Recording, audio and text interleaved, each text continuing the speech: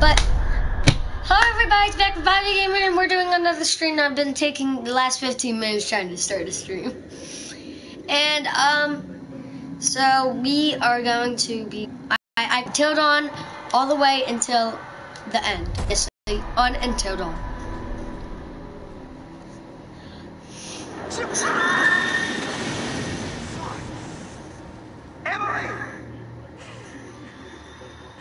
Mike, there's no key for the cable car. Josh, he's gotta have it. No, he's gone. We're too late. Shh, quiet. It may have taken him down to the mine. Wait, don't move.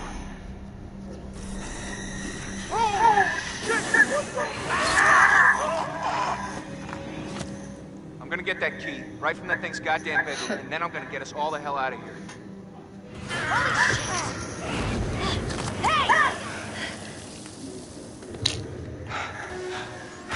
Whoa! Let's find a way down to where this fucker lives.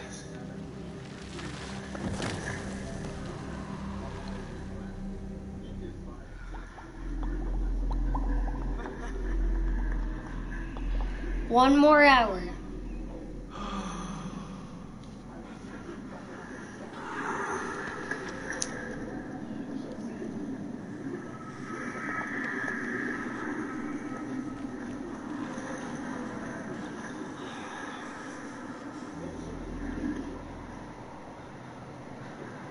I'm wondering how much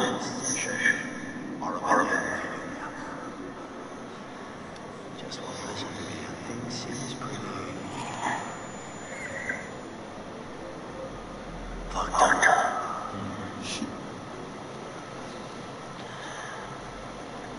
So I'm going. It's time to unleash the imagination of a self-indulgent spoiled. You had so many people caring about you.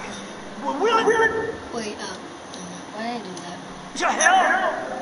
And every turn you choose to push them away, I know. The boat sounds the same.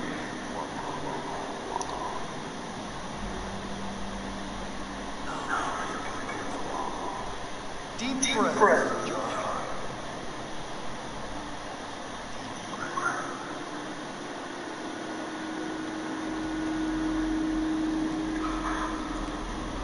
No!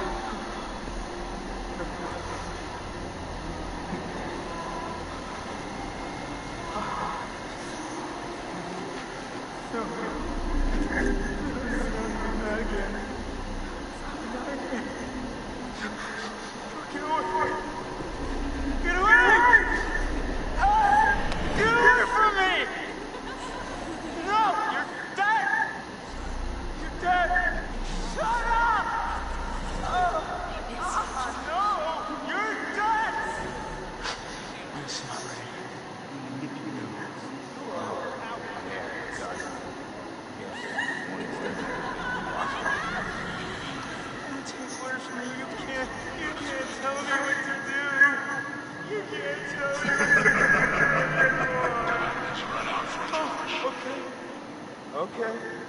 I trust you. I trust you. I trust you.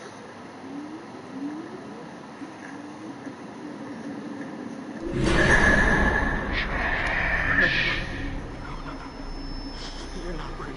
You're all alone down there.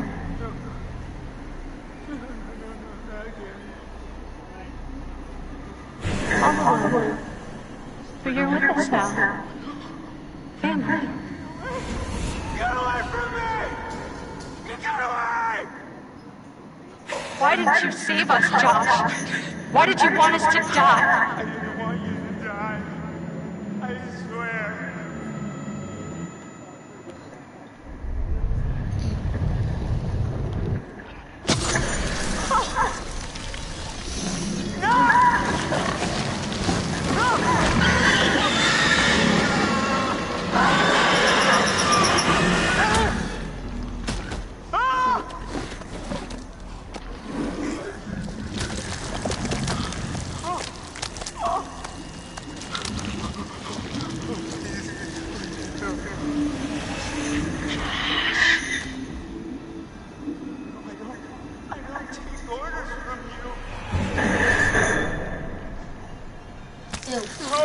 certainly want. No! No! Why are you doing this? Leave me alone! Why are you doing this? Why did you save us, Josh? Why did you want us to die?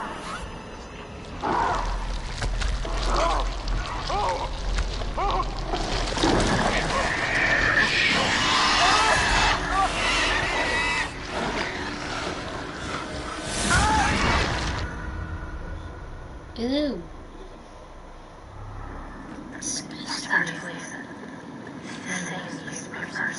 Yeah.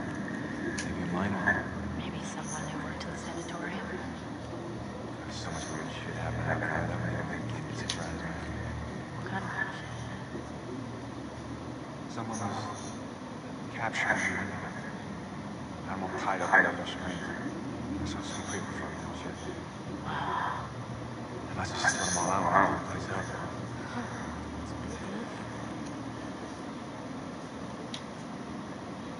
Okay, I'm Sam. I miss the Sammy Sam. Ooh, what's over here? I'm not going down there yet. Might be something over here. Like, is that what I think it is? Looks like a submarine. What is that? No, what is that? Where am I going up? What is that?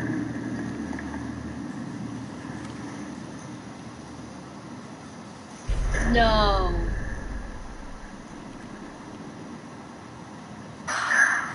Mike, this is bad. This is just a watch. What? Let me see. Look. There was a crossing. So this is where she was buried. But who dug it up? Let's get ready.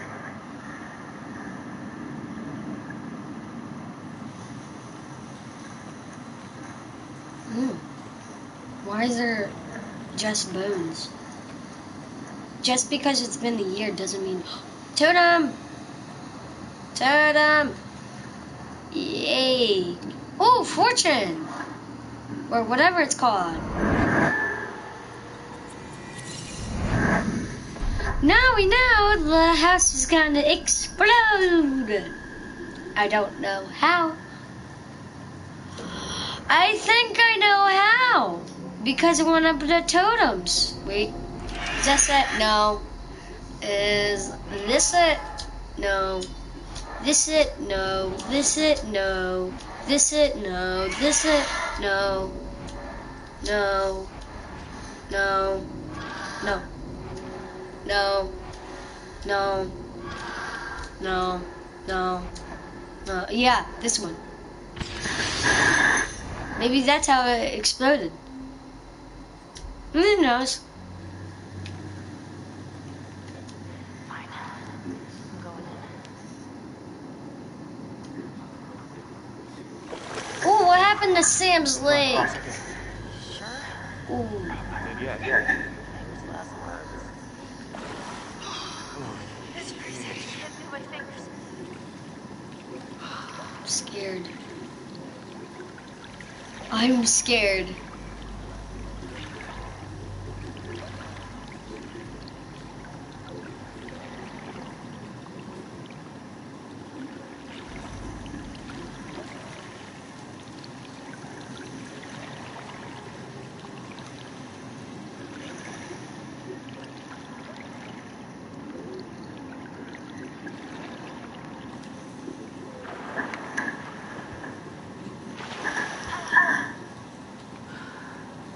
Why is there so much water? What is over here? Oh, I saw something flashy.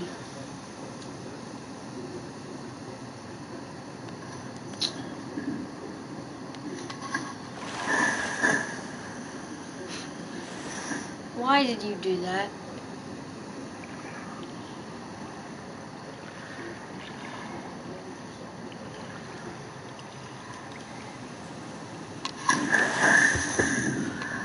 I don't know why I went down there.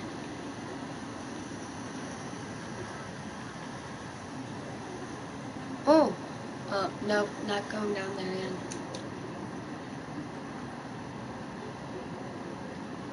Wait.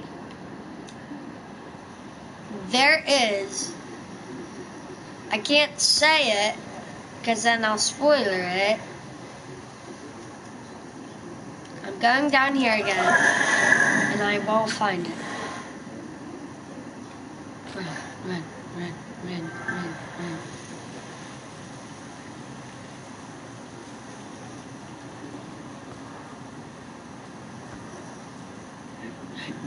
Where is it? Where is it? Where is it? I will find it. I don't care.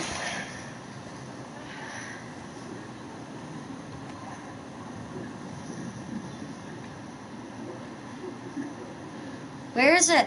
I need to find it. I can't say it, but I want to say it.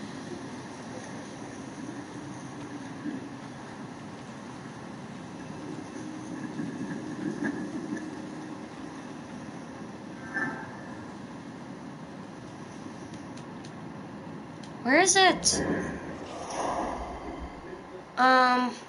Be right back.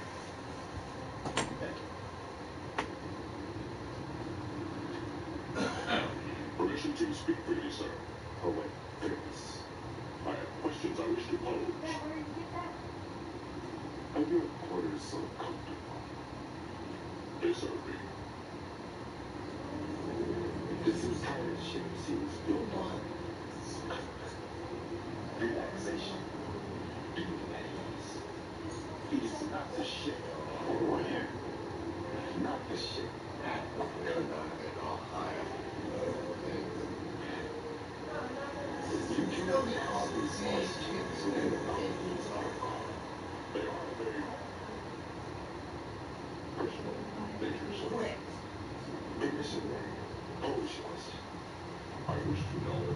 I need to search up something.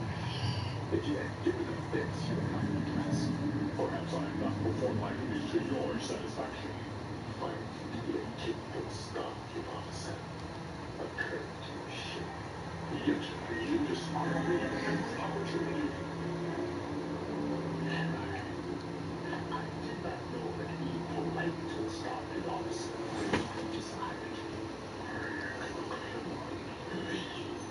Perhaps your blood has thinned in this environment. I simply didn't want to hurt you. So your blood is not so thin after all. I agree on you. If you don't, but then second game change. That's the response of a Klingon. The response I expect. My older brother.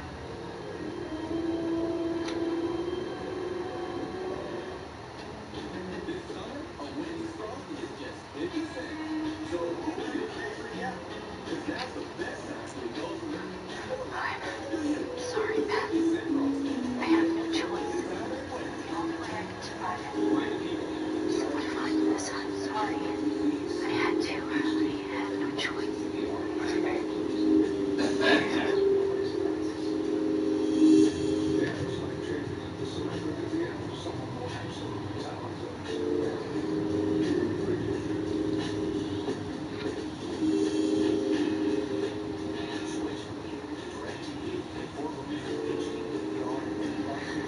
Oh, God.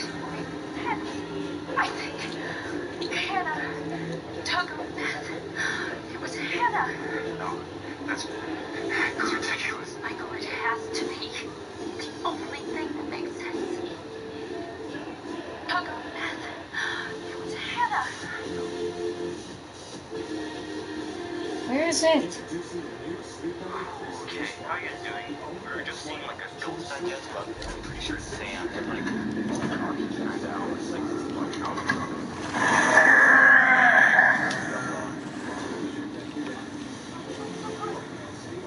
Oh, that's stupid.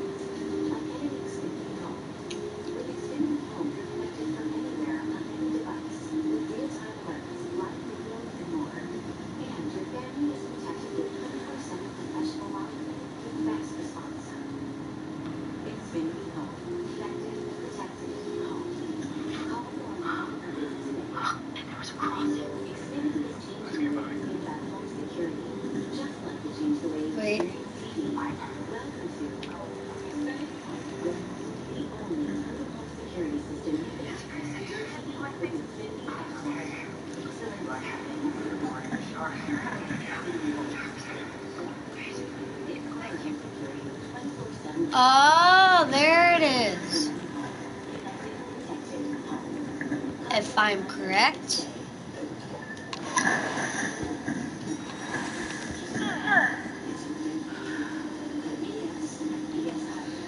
It's not over here, I'm gonna be mad. Okay, good. It's over here.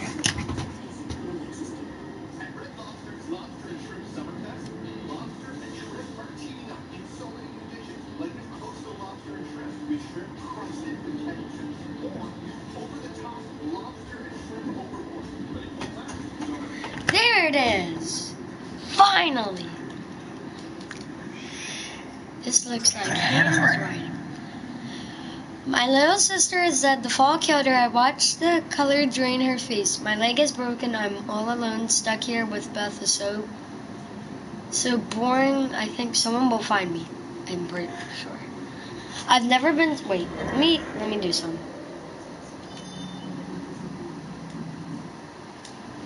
I've never been so hungry. My stomach feels like twisting around. I took Beth's sweater. Much warmer now. She's still looking out for me. I'm sorry, Beth. I have no choice. I'm dying. It's the only way. I can live more. If someone finds us, I'm sorry. I had to. I had no choice. Forgive me, Beth. I'm sorry. My hands feel unclean. My nails fell out, pushed out, and I am aching, but no more cold pain. No pain. I am getting stronger. My God. I think. No! Hannah. It was Hannah. No, that's me. And then Hannah ate Beth. No! Hannah's a Wendigo, that means. Beth died in the fall. So what? What does that mean? So Hannah must have buried her. God damn it. God damn it. Hannah was down here. I don't believe it. She would have been starving. She would have been desperate. Fuck! We need to find Josh. Right now. That's what I wanted to find. Now, I've unlocked the secret ending, and and you guys are about to find it. So, Left Behind. Join the others. Christmas Eve. Oh, cool. Sam found Hannah's journal in the mine. If I didn't, then there would be no special ending for Josh. There would just be nothing. Josh wouldn't be able to see anything.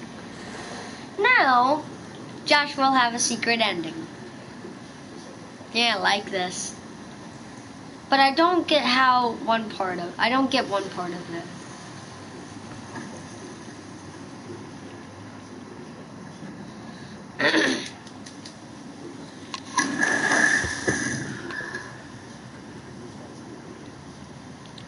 Finally, all I wanted was that little thing. I'm scared.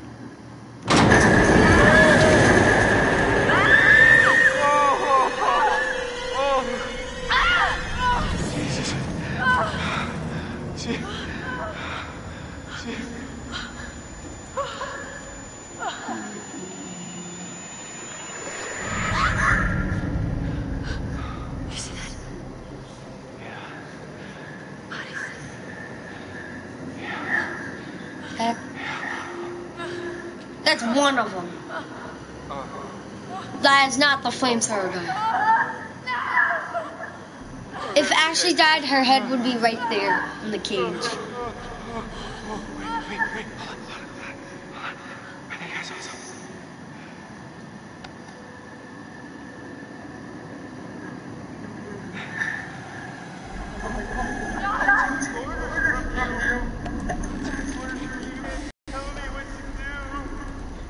Josh? Buddy. You can't tell me what to do. Okay. I trust you. I trust you. I trust you.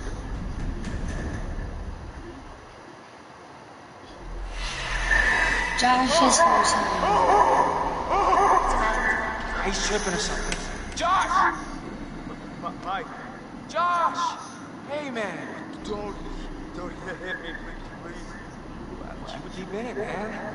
Full mental jacket. I didn't think we'd get you back. Josh, Hannah was down here for weeks, a month. She dug Beth up. Yeah.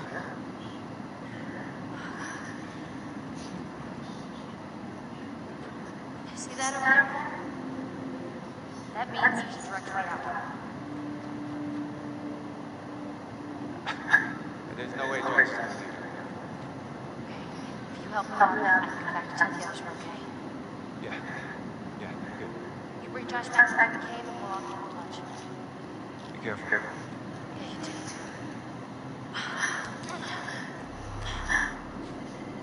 All right, let's go. That sounds good.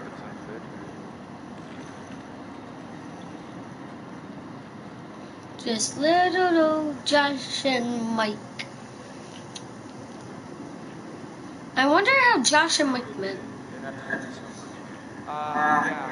I'm sorry about before, man. I thought you were fast. I was wrong.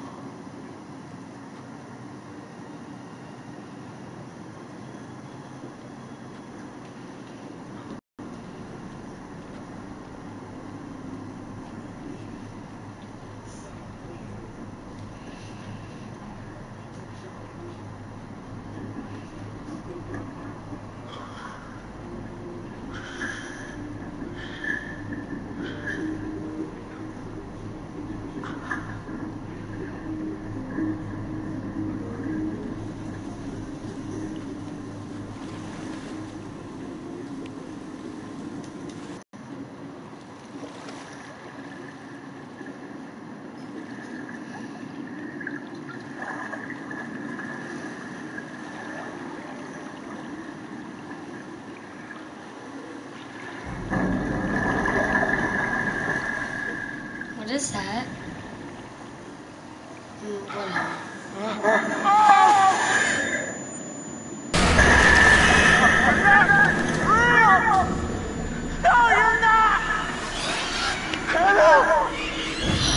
No!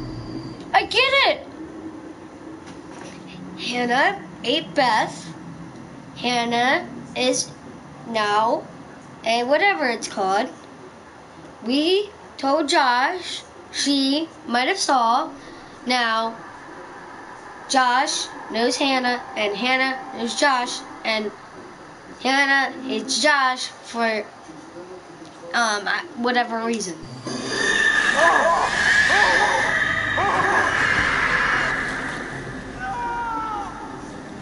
And I don't know what she's doing with him.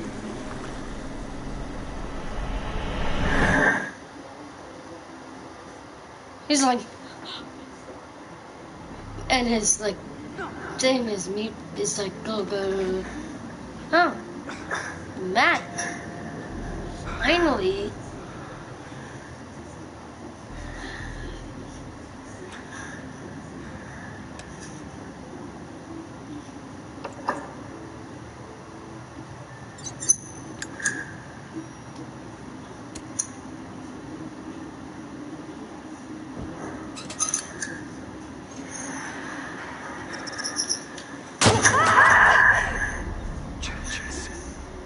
Is that you? Jesus, Jess. The hell? What? How the fuck are you still alive?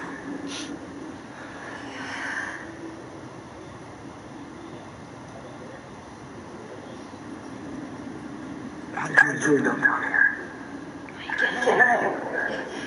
We were messing around, and then it was. What?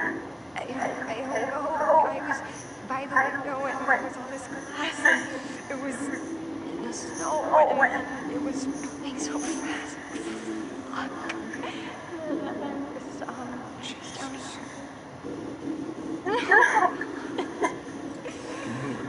Yeah. Come on, George. Don't make Jess run. Jess cannot run. So I'm gonna have to control my controller here, because if I'm correct, there is going to be lots of don't moves put a cave in here.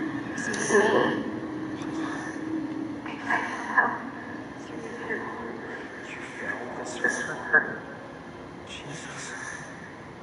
These two of us. Fell out.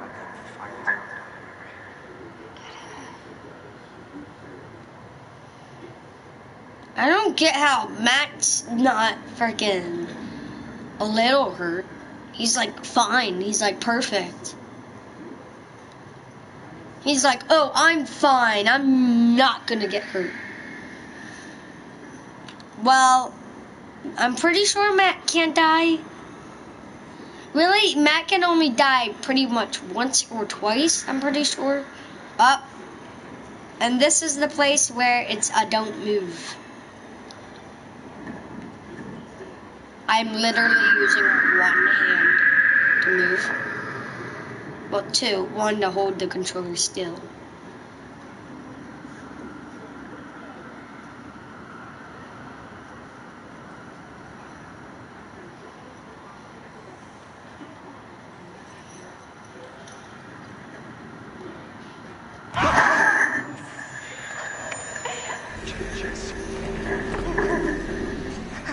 Which way?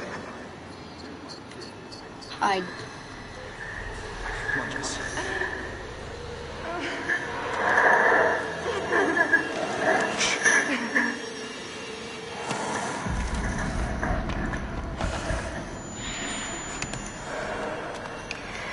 See what I mean?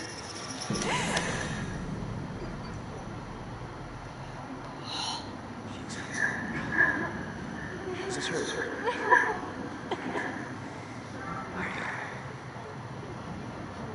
All right. We gotta do this. Get out of here. Come on. Jess, come on. Come on. Jess! Jess! Come on.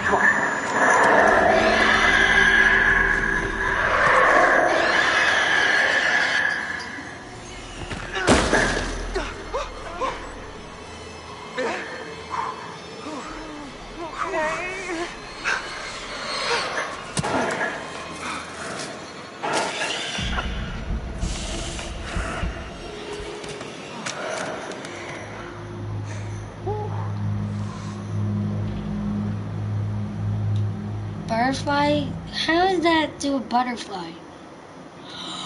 Oh yeah! Maybe I know. Oh yeah. Josh heard about the monster. Josh recognized Hannah and Hannah recognized Josh. And that's gonna be soon this good ending. What a price. Josh said it was Jessica survived until dawn! Yeah. If Mike didn't get there in time, Jessica would have died no matter what.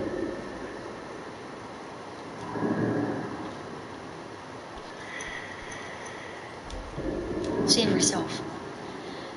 Matt jumped to safety. Matt found Jessica and survived until dawn. Yay! We got 2 out of 8, I think. Or 6. Oh man, now we have to press lots of buttons. Oh. I'm gonna climb. Triangle. Square! I felt it. Circle. Huh.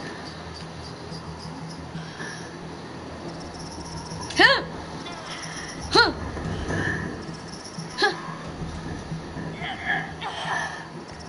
Triangle. Square. Oof.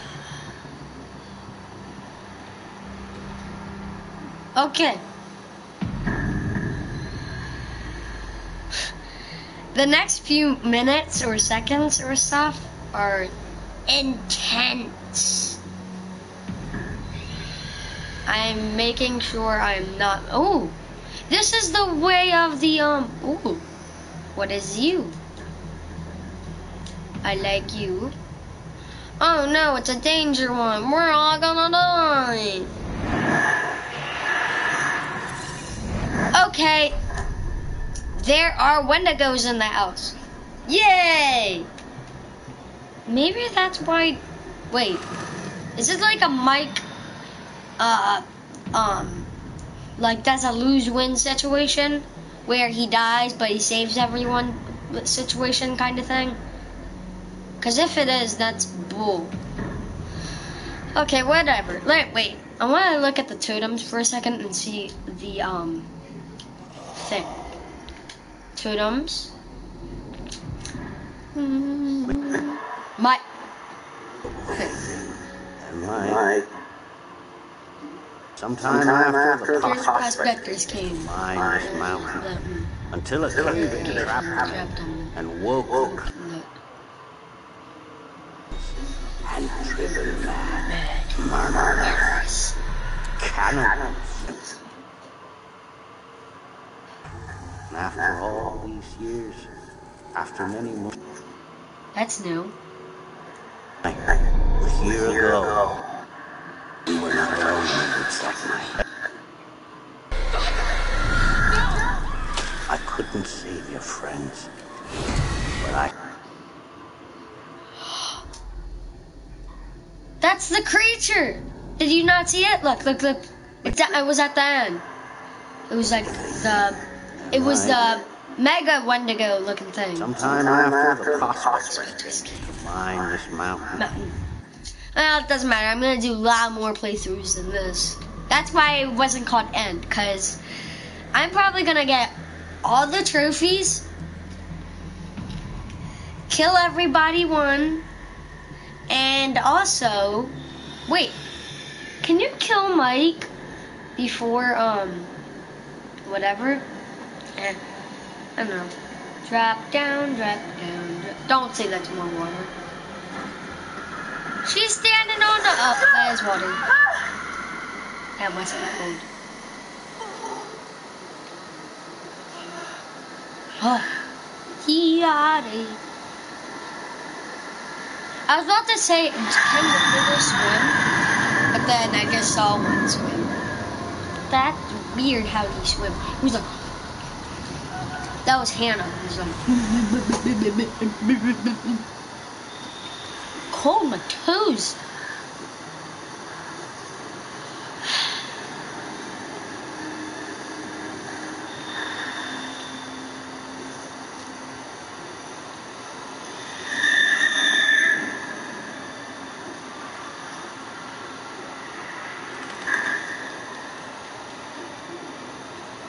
I wonder who I can make everybody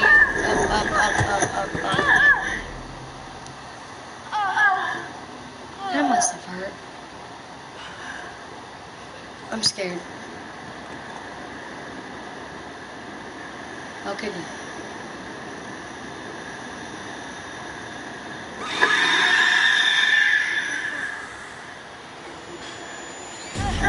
That's great. Quick time events. Triangle!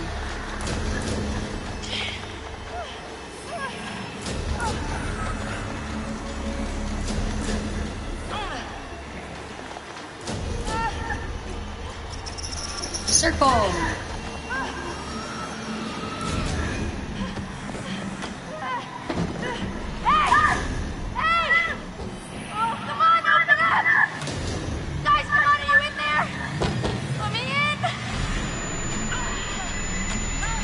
Sam. Mike.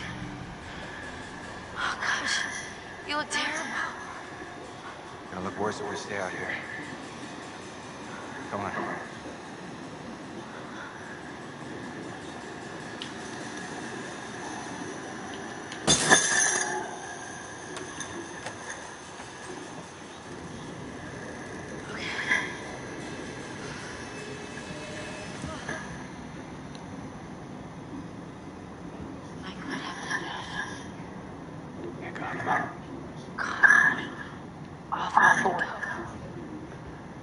Explained that it was Hannah.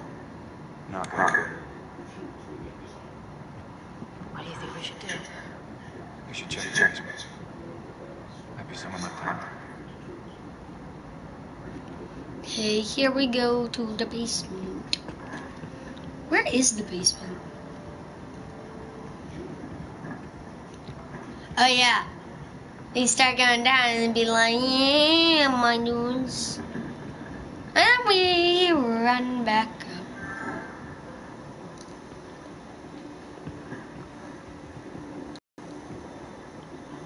How do you rate your chances of survival?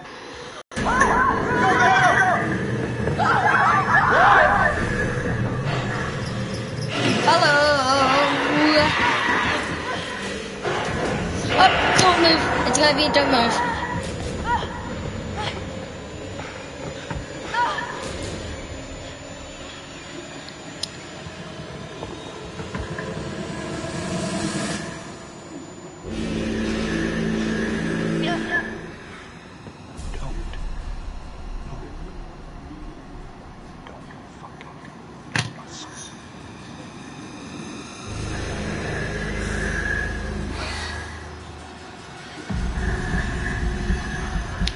I'm shaking. Don't vibrate.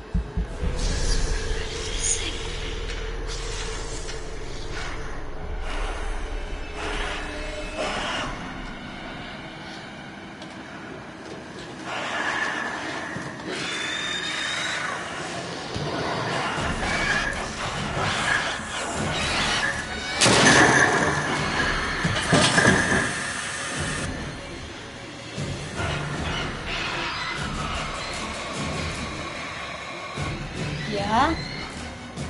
Oh, I see. I see what you're thinking.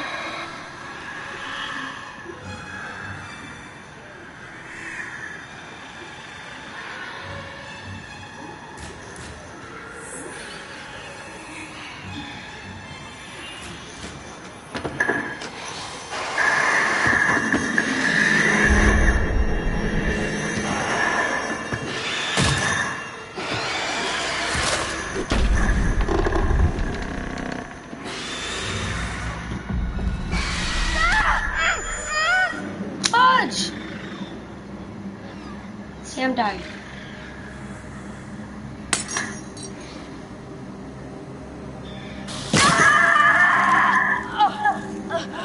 Darn it, Sam died.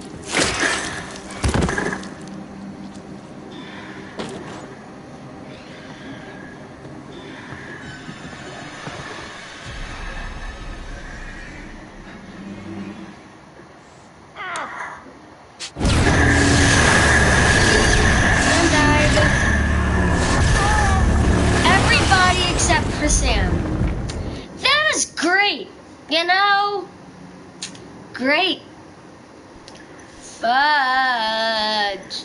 Everybody except for frickin'. That is some bull crap. That is some freaking bull crap.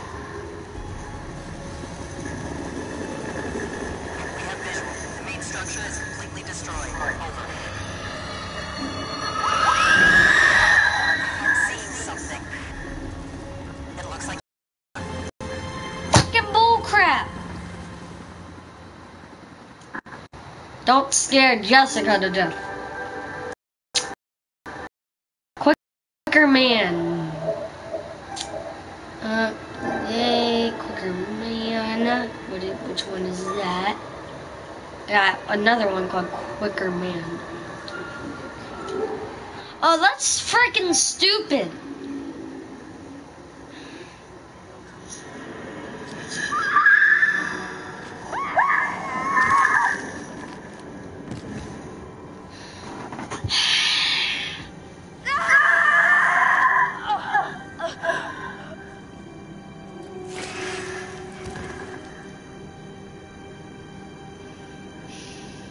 The only man I don't try. you said you thought he was stalking first. Did anyone else in the group think that? Well, yeah. Is it possible you could have killed him? What? No, you don't understand. Don't you understand? He attacked you. He saved my life. And I watched him die. True.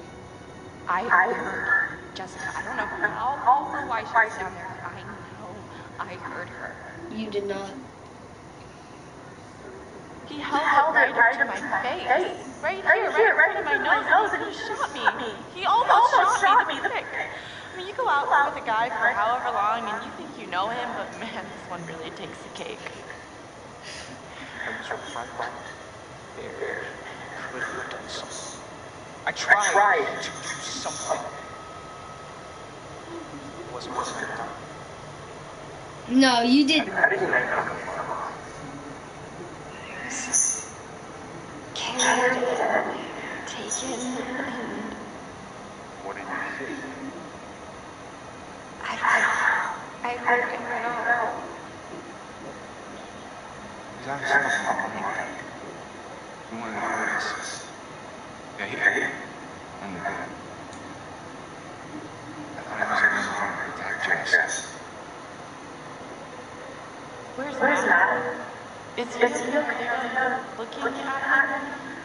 I'm just a little worried because I'm his girlfriend. Did he tell you that? I mean, I probably Yeah. wasn't his favorite person After ever. you insulted He knows him. how devoted I am to him. He knows. He said he knows, right? Your friend Ashley told us you would like help. She said she heard her come home.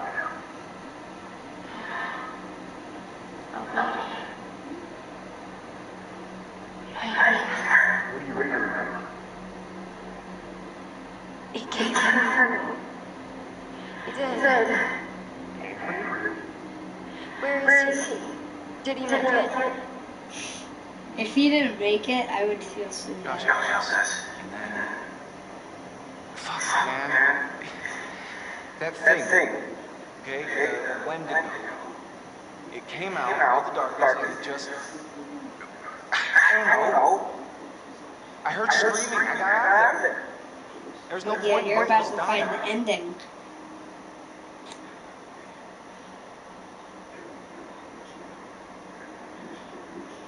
This is the ending. Secret ending. I have left for you guys.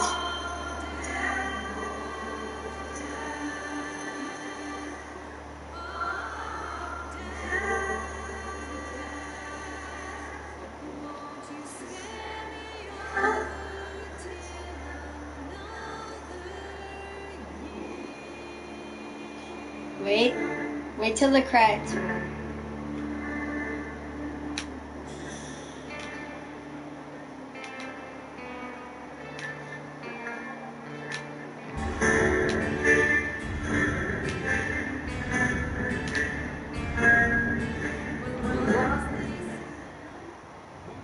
Yep, there it is.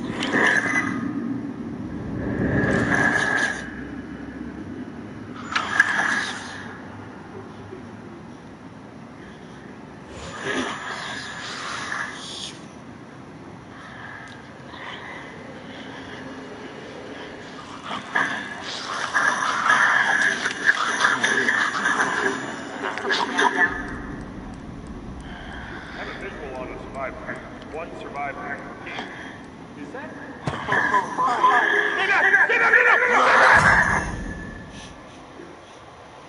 That's the secret ending. Now, kind of short. Wait, this is the last one. Bring it back to life. Just move over there. Go on. Let me say what I came to say. I'm not changing. Once your husband brings me back this mountain, you should rather return. I don't know. You mean with him death? Yeah, how come we know? I don't kind of you kids coming up here to my mountain. Your mountain. The mountain belongs to me, it's true. But it don't belong to Washington. This mountain belongs to the Wendigo. Hi, this is Lee Robinson, production designer at Supermassive Games. Understanding the ancient myths of the Wendigo was key for their development that helped the visual look. Through sketches and concepts, these elements were visualized, such as eyes being milky, almost dead, with loss of lips and eyelids due to frostbite, fangs growing and arms and legs getting longer, with skin hardening and thickening to look snarling and menacing, yet withered and lean.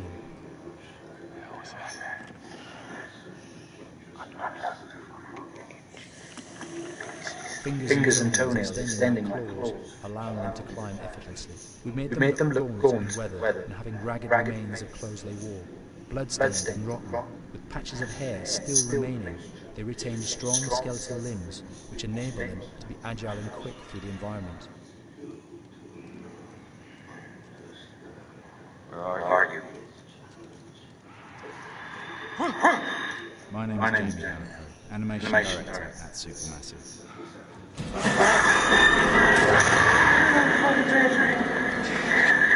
The overall direction on the creature was to be very strong, to be extremely fast. We wanted a spider-like movement to the creature. 1 minute scampering to leaping and then crawling, almost instantaneous.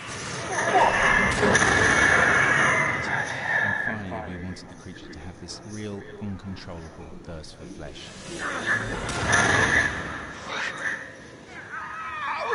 From a sound design perspective, the Wendigo is a real challenge. For the main vocalisations of the Wendigo, we used our own vocalisations, various different animals from the exotic to the farmyard, various plugins and processes to gel these sounds together and keep a human resonance behind that voice, telling the backstory of the Wendigo.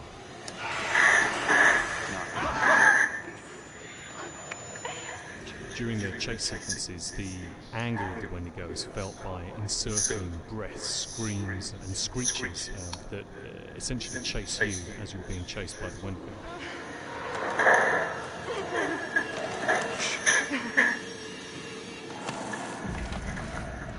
We would layer them up in a multitude of layers, sometimes 15, 20 sounds playing at the same time, to build up the vocalisations for this fearsome creature which is always in attack mode, hyperactive and chasing throughout the game.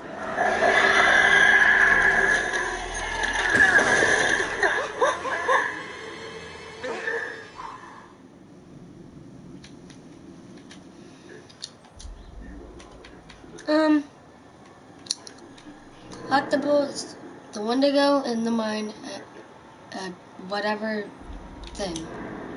The Wendigo in the mine also had the tattoo of a butterfly on its right shoulder. The Wendigo in the mine had a technical butterfly thing. Okay. Hannah's tattoo is identical to the tattoo that was on the Wendigo that the mine had. Okay, done. Yay.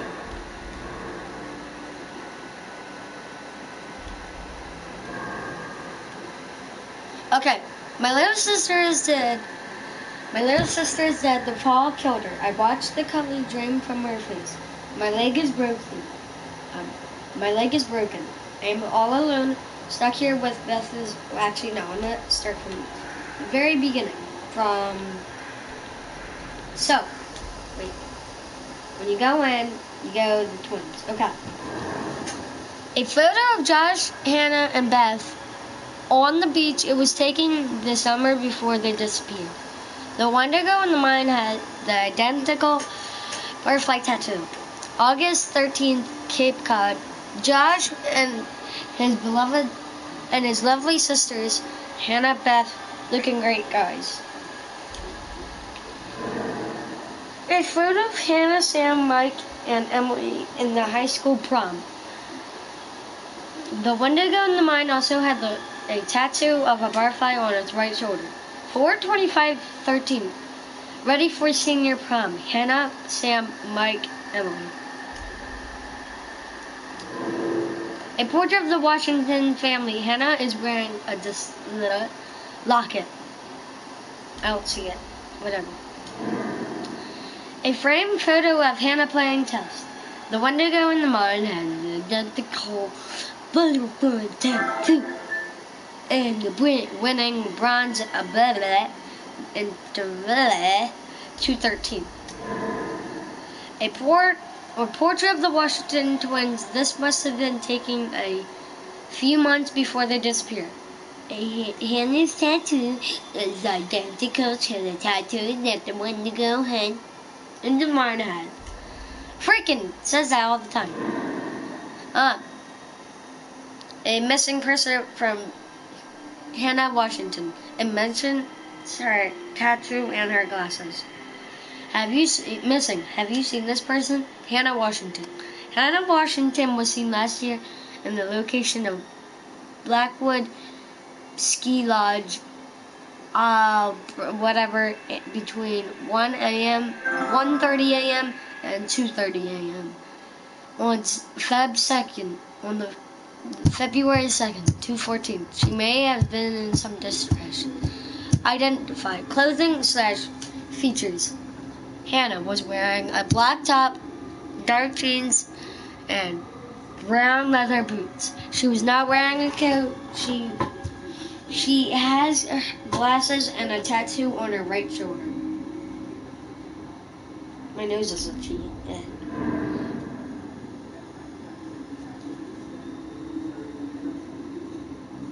A missing person posted for Beth Washington. It mentions her pink coat and her beanie hat. Missing. Have you seen this person? Beth Washington. Beth Washington was last seen in the location of Blackwood Ski Lodge between 1:30 a.m. and 2:30 a.m. on February 2nd, 2:14. She may have been into some distress. Whatever. Identified. Clothes/features. Beth was wearing a bright pink padded jacket, black leggings, some snow boots, and a white beanie hat. Height. 5'8", 110 pounds, eyes brown, hair brown. Okay. Oh god, this is a lot of reading. Hannah's glasses, found mine. Hannah's broken glasses, she found near a sheep drop into the mine. She must have fallen near here. The scratched marks shown the date of Hannah's and Beth's disappearance. Hannah and Beth's disappearance, and the tally mark of days. Someone was alive down here for a long time. According to Hannah's journal, she was down here in the mine on her own for weeks. February 2nd, 2:14.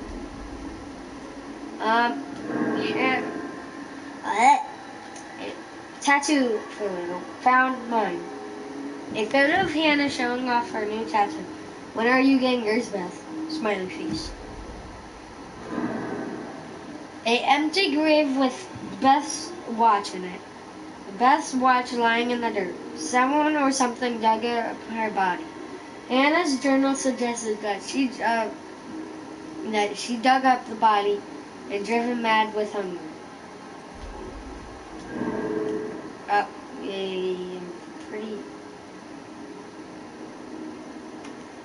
Oh, we didn't read the first part.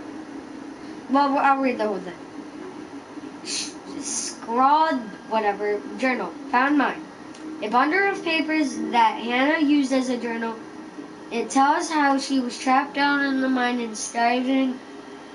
She looked desperate action for which she felt profoundly guilty. Then her body begins to change. The journal ends in whatever scribbles.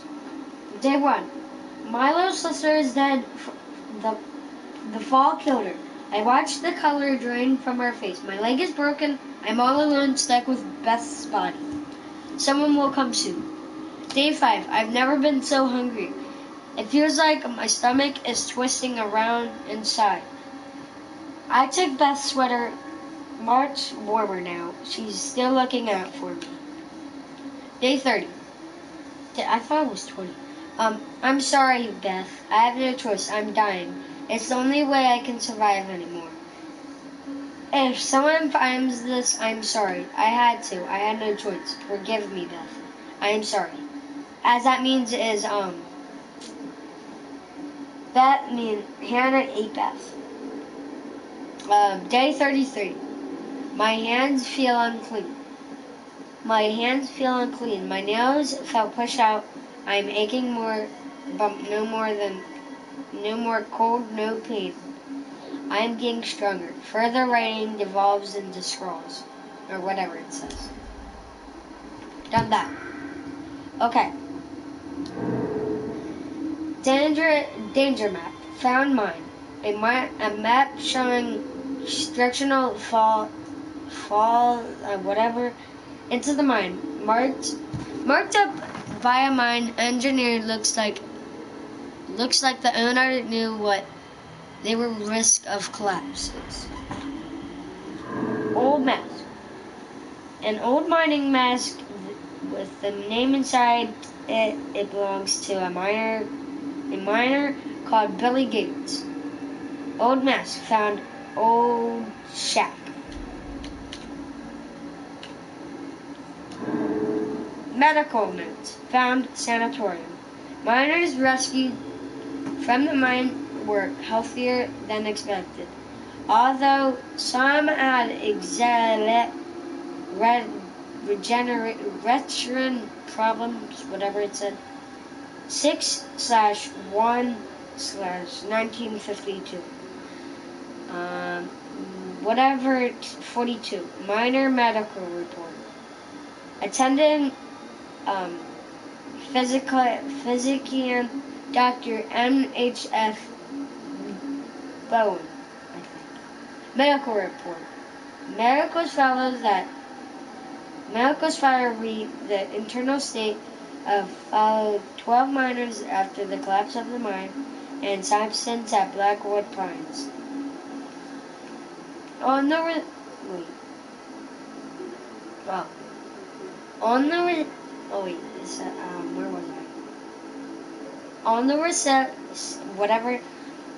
the 12 patterns at Sanatorium Medical Factory,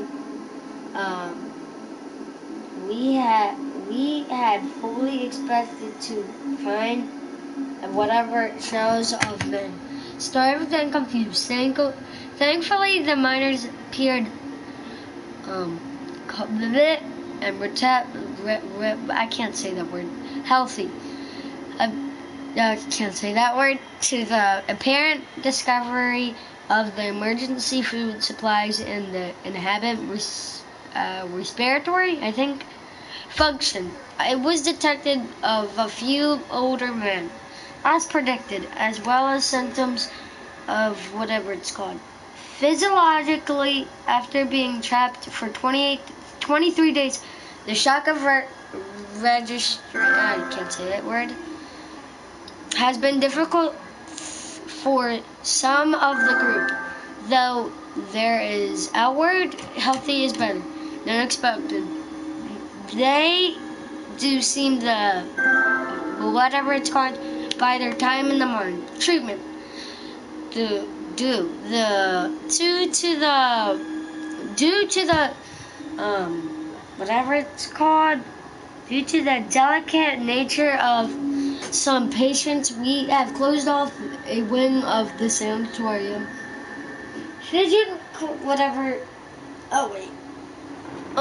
Evacuations will take place as soon as possible. The men with respiratory problems have undergone a course of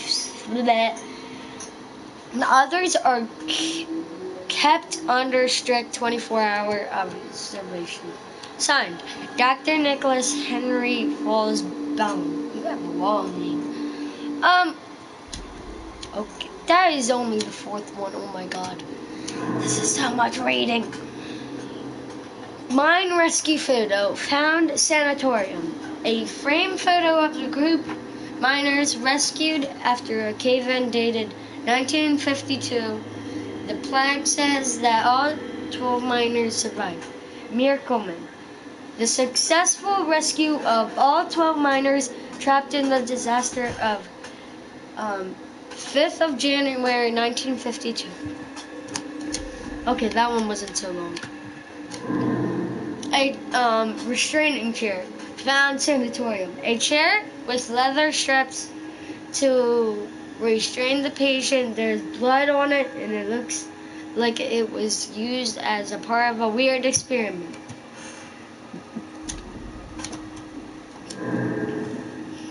Name tag found sanatorium. A tag on the name on it reads Napoleon Bowen. Dr. Bowen was killed the same day those buried makeshift graveyard. Emergency medical tag name Nicholas Bowen. Tagged Feb 24th, 1952. Description: attacked by inmate, fatal to the throat. I think that was by Wendigo. Strange skull. A disfigured human head suspended into it looks like a partially transformed into a Wendigo. That is true. I think it is. But it doesn't have a body. Death certificate. Found sanatorium. A hastily written death certificate dated 24th of February 1952. Describes the body was partially eaten. Update: another death was occurred on the 24th of February 1952. There must have been a massacre. The name of the Sarah Smith. Date of birth February 24th, 1952. A nearby certificate: I attended. Deceased from March 8th, 1951 to February of the 24th, 52. And last saw her live on February 24th of the 24th, 1952. Cause of death: several of the abandonment injuries, blood loss. Clock and machine found mine. This is how the mine supervisions knew how many men were down there in the mine. The card in selection was missing.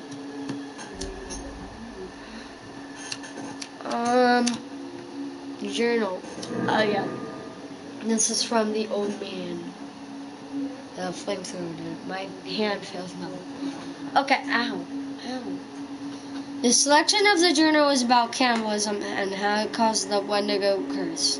Only a few men have dared to hunt the Wendigo. I'm the only one who has ever kept them under control. Heed these words, or it shall be your death, and your death will not be last. The Wendigo must be contained. The Wendigo grows out of cannibalism.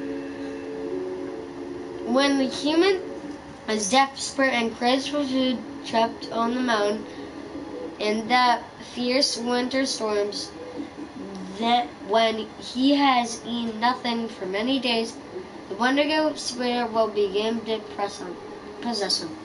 Even the strongest man is weak to it. He will kill those without remorse. Often those who compassions who have traveled with him, he will eat the flesh of raw corpses. I've seen this happen many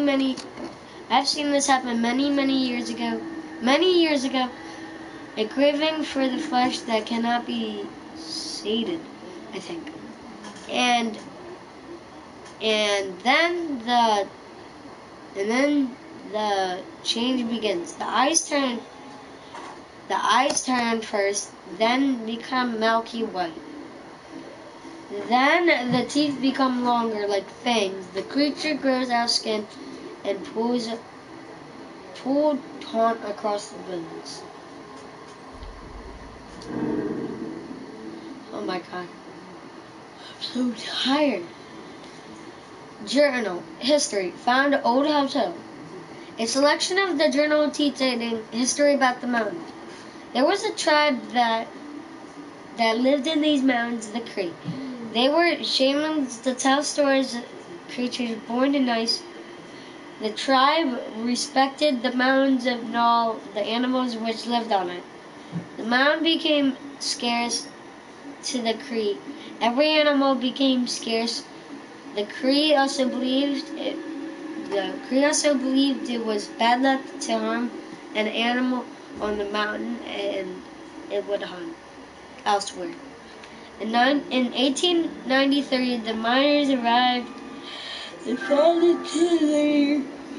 And later, traces of radium they mined deep into the scarce mountain. The Cree said the mountain cried out and the spirit was released. If I'm pretty sure, I think so. If the Cree didn't get caved in or go in that mountain, I think there would be no Wendigos. And everything would be just fine. How am I moving? Okay. I'm so tired. Journal Combat. Found Old Hotel. A selection of the journal about how to fight and trap Wendigos. The Wendigo's eyes change as they become more sharper and more dead. Both sharper and more dead. The Wendigo sees movement. It is a hunter like a hawk, but it cannot see stillness. If you are totally still, then the Wendigo will not be able to see you. The skin and the flesh of the Wendigo are hard like armor, but they seem to feel no pain. They cannot be cut or stabbed. Bullets will not pierce their skin. Their shackle will keep them at bay. Because of the Wendigo is mutated from a human and knows how to hunt us. It perfectly mimics its prey. You must remain sharp and just whatever. I've killed 6 Wendigos. Knives or bullets will not harm them. Use a flamethrower. It is the best weapon. Fire and vops them. It burns away their skin and makes them weak. But try not to kill them. Killing a Wendigo should be the last resort. Death releases the Wendigo spirit into the air. I've contained them. I used traps to catch them and fire to drive them into the cages. The traps were baited with human limbs from those who had no further use for them.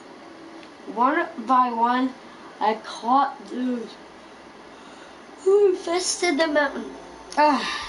So tired. Journal. Bite. Found Old Hotel. Selection about the journal about the Wendigo's bite. There may be defenses, shamans roamed of rituals. I have found native artifacts on the mountain and copied them. Totems, bunch of herbs and feathers, and copied their designs. I have tested them out on the mountain. They work and they keep the Wendigo at bay. Not entirely enough, but it says the book they will not work. Cree legends say that the Wendigo grows from the bite of another Wendigo, but the bite is harmless. I've been bitten, but I do not change. The only way is to eat the flesh of another. Hey, Billy. There is no other way. What? What? Really? I said hello. How's your day?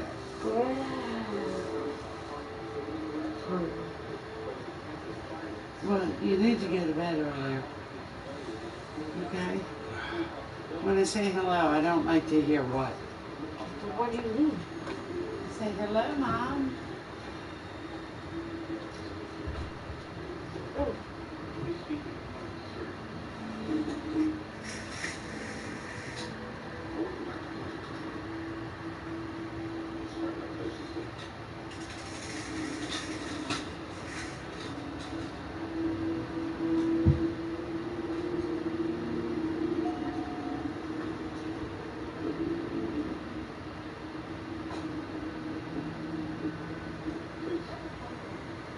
Guess what, Billy? Want something? Billy, don't do that to me when I've just been out since 7 o'clock this morning. Going to work. God said you would be back by 2:30.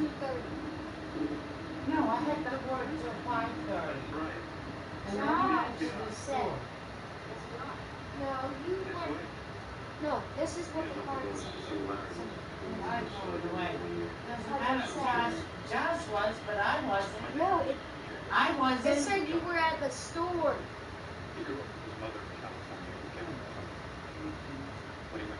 Don't argue with me. Everybody has to argue with me. Everybody. Hey, please.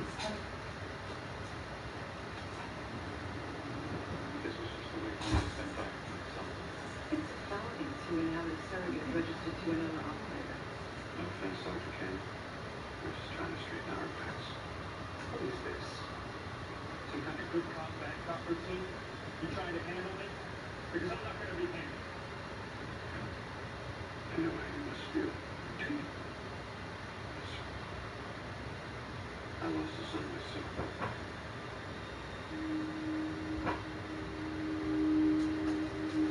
I'm sorry, but I was not very well. It was just random. All right, okay. Good night. Okay, good night.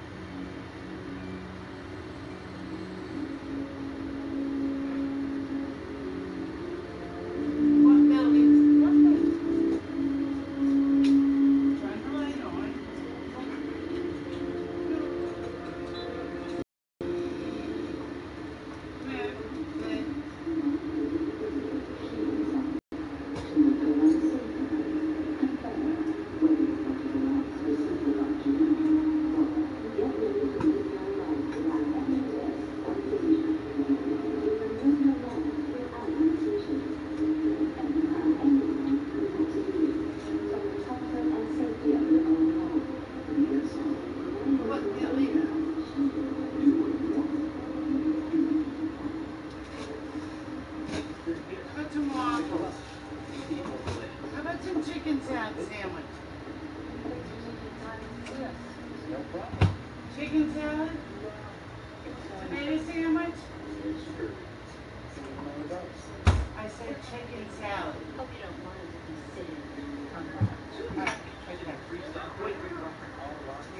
Chicken salad sandwich. Okay. You want a tomato sandwich? Okay, well then guess what?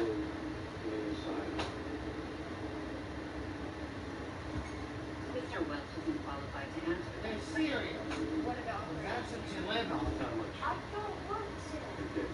You're trying to imply Then make it peanut butter and jelly. an operator's accidental death.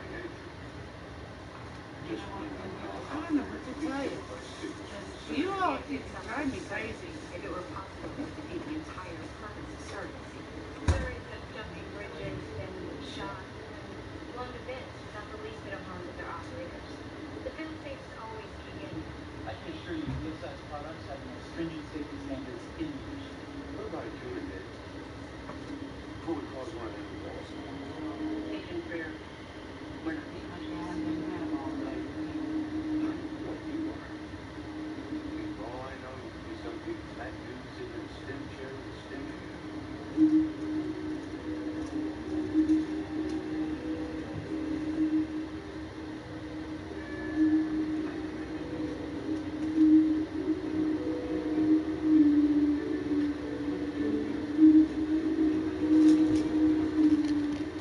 Oh, I forgot. I was looking for something to eat. Oh, sorry.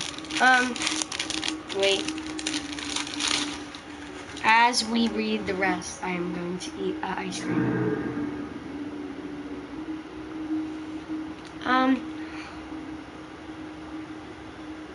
Oh, we already read that.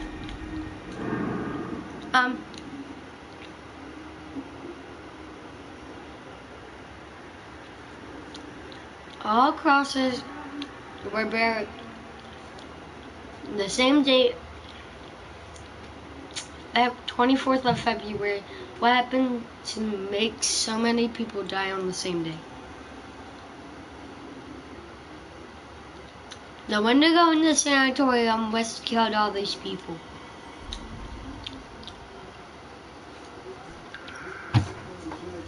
What? What are you eating? Ice cream. An ice cream. That's great. What'd you eat for dinner?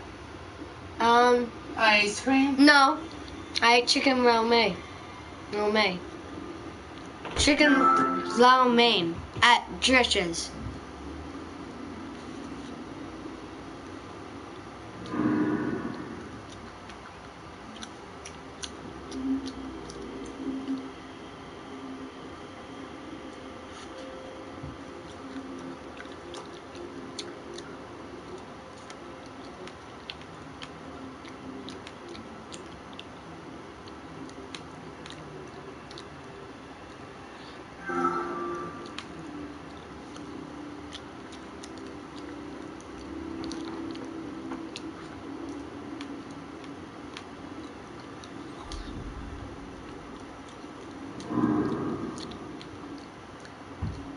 Oh, I got to read it. Wanted poster found lower cable car station. A torn up wanted poster about whatever it's called on the mountain. Dated 1998. Someone didn't want people to see this. Update. Josh made this to set up his psycho story. Wanted, something Victor. Sex male.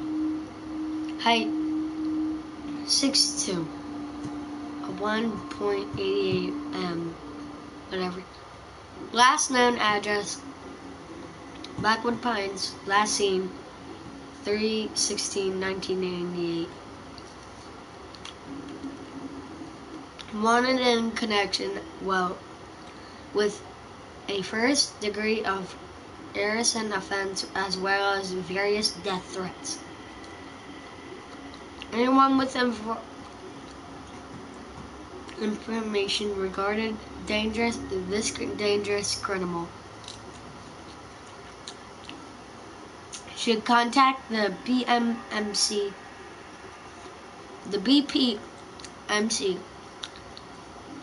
as soon as possible. Blackwood Mounted, whatever it's called, Police Mountain, whatever it says, Blackwood.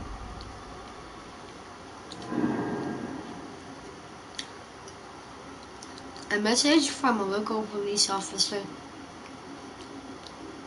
about being convinced.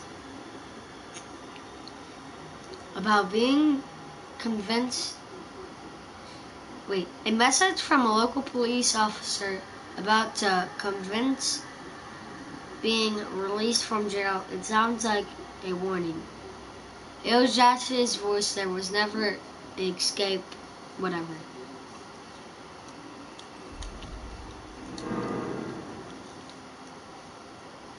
Axe holder.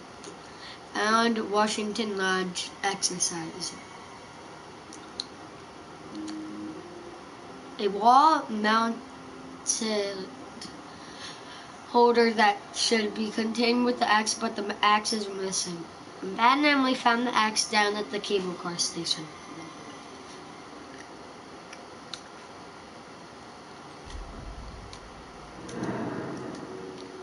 Cigar stub.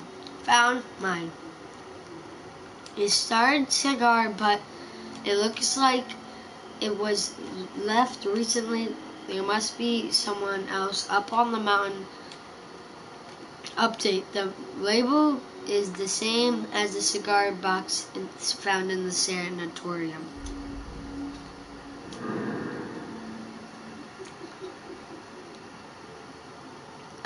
Majestical symbol. Found mine. Strange symbol painted into the wall of the mine. It is not clear what they mean. Update.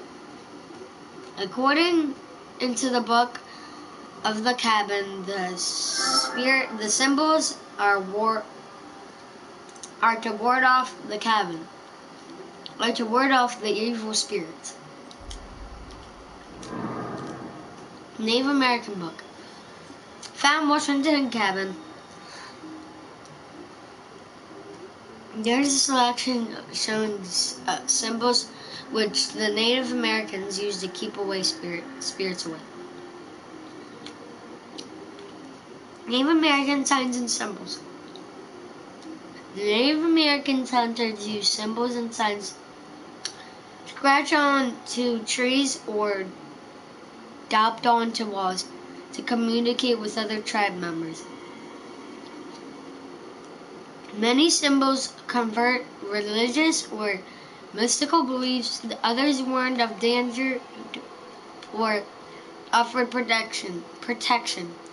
Others, some told of good hunting grounds. Most symbols were specific to the to the tribe. That it would be unrecognizable to other tribes.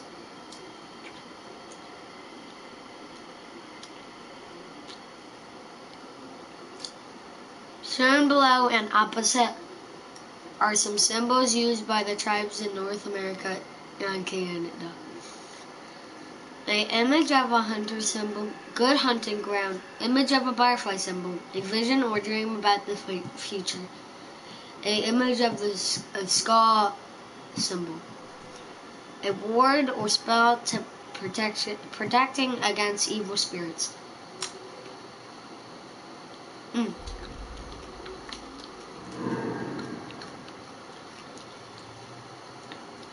Threatening letter.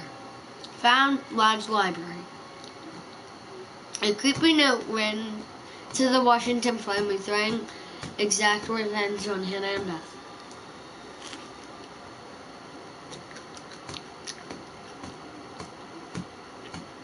Update. Another one of Josh's setups, there was no psycho.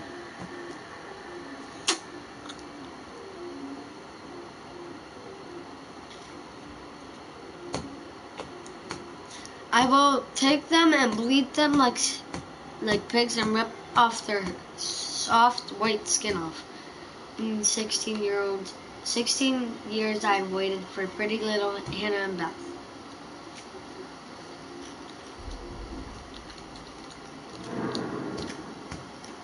Cigar box. Found sanatorium. A one cigar box with one only single cigar has a disc, whatever brand label.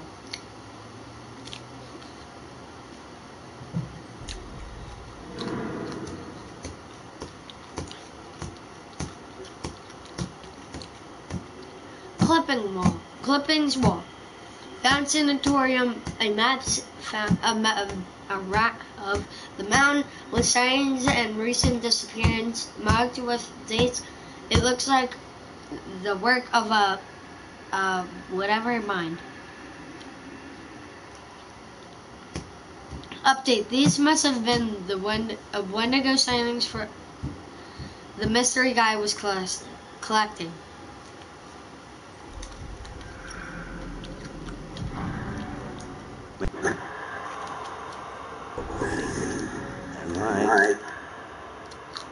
Sometime after the prospectors came to mine this mountain, until a cave-in trapped them in and woke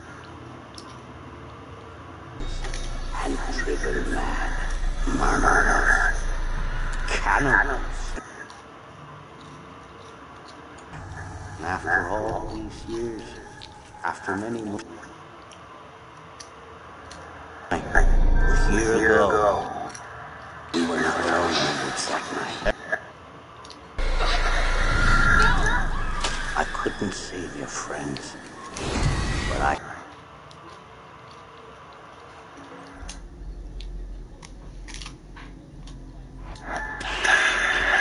Wait, no.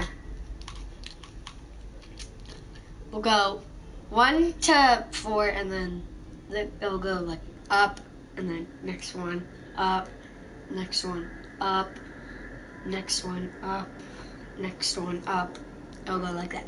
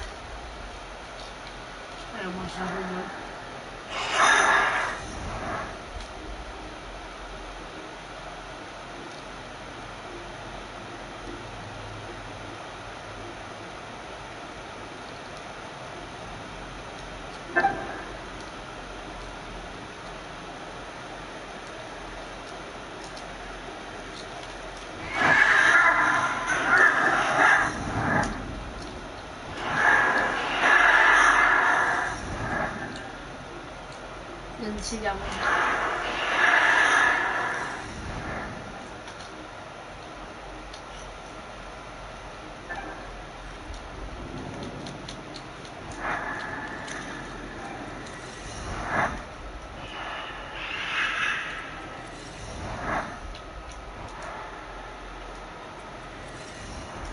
Now the butterfly effect.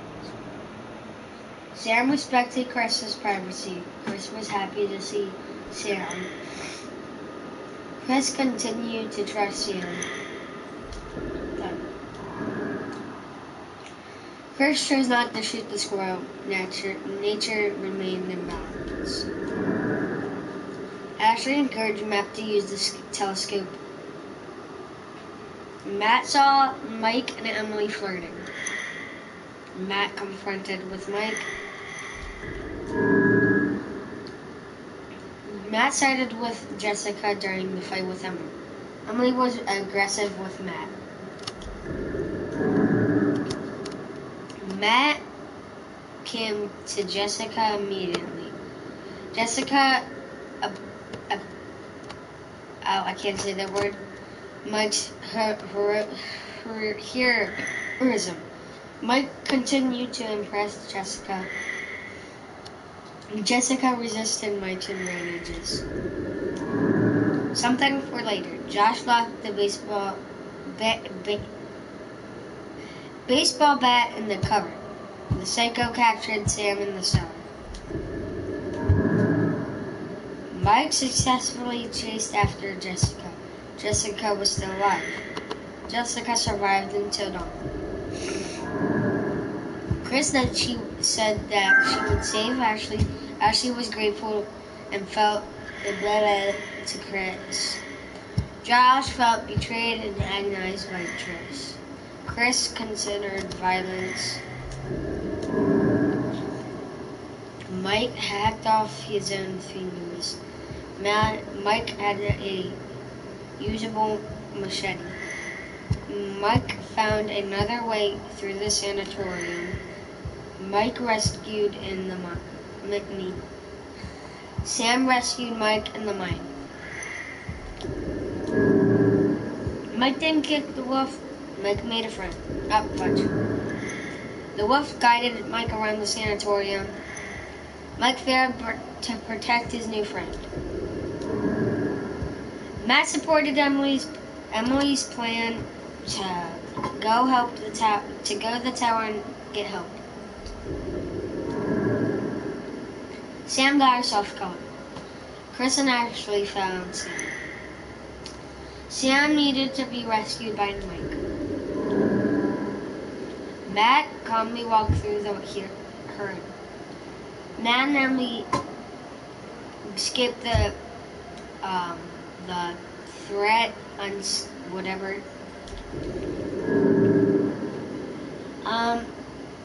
Emily kept the flare gun. Emily had a defense against attack. Mike had a fence to Amelia, whatever it's called. Matt jumped to safety. Matt found Jessica and survived until dawn. Ashley didn't take the scissors. Ashley had no defense against the psycho. Ashley split from Chris. Ashley saw the psycho in his workshop. Chris scared Ashley with the dummy and Sam's clothes. Chris didn't shoot Ashley. Ashley was considered about husband. Mike spared Emily. Ashley covered up the truth to save face. Ashley would not leave Chris. Ashley followed the voice. Ashley joined the others. Chris was safe. Sam found Hannah's journal in the mine. Josh heard about the monster. Heard about the true monster. Fudge. Josh heard about the truth about the monster. Josh recognized Hannah, and Hannah recognized Josh. Josh was alive and trapped and cannibalistic. Sam died in the lodge. Mike escaped. Ashley escaped. Emily escaped. Chris escaped. And that's going to be the end of the stream. I will be making a new stream somewhat soon. It says I didn't check something. Yeah, I really forget. But I don't want to. Let's just say. Okay, I'll only do these 4. I mean 5. A pig had dumped on the mountain. It's fresh and there's blood spattered all over. How many pigs died? Jesse than Josh Kapunka's friends. An axe was stuck into the door of the cable car. The door of the cable car station. It definitely wasn't there before. Josh put the axe here as part of his plan to freak out his friends. A packet of old newspapers, a story about Blackwood Pines, but the date of the postage suggests that they were pretty recent. Josh had the newspaper faked to back up his psycho story. 8 of August 214 return address, quality copy, LTD, 2100 Clark Avenue, SW, in Malibu, blah. I don't know how to read. Batteries and timers. Battery switches and timers wired up together. It looks like they were used to control electronic devices remotely. This is how Josh controlled the TV, doors, and lights in the lodge. Photos of friends. Found old hotel. Photos taken with a telescope with the telephoto lens. The psycho has been watching for a long time. Josh had plenty of opportunities to take these over last year. Okay, that is going to be, actually, let me do one more thing. We're going to read all these except for the second between this because that has copyrighted. Okay, meet the cast. I will be quiet for these. I am Phoenix here, and we are at the studio recording Until Dawn. My name is Rami Malik, and I play Sean. My name is Megan Martin. My name is Mike Michael. My name is Antonella Montini, and I play Hannah and Beth. My name is George Fisher, and I play the character Matt Fisher. I'm Nicole Bloom, and I play Emily McCain. My name is Noah Fleiss. I am Ellie Stein, and I play Ashley. So Until Dawn is the story of Anthony about a year later after a really traumatic experience where I lost two of my sisters. Trying to get some closure in that. One of the things that Larry does really well is make these multi-layered characters. Just the story. It follows the quintessential. I wish we got to play as him. The characters are so unique.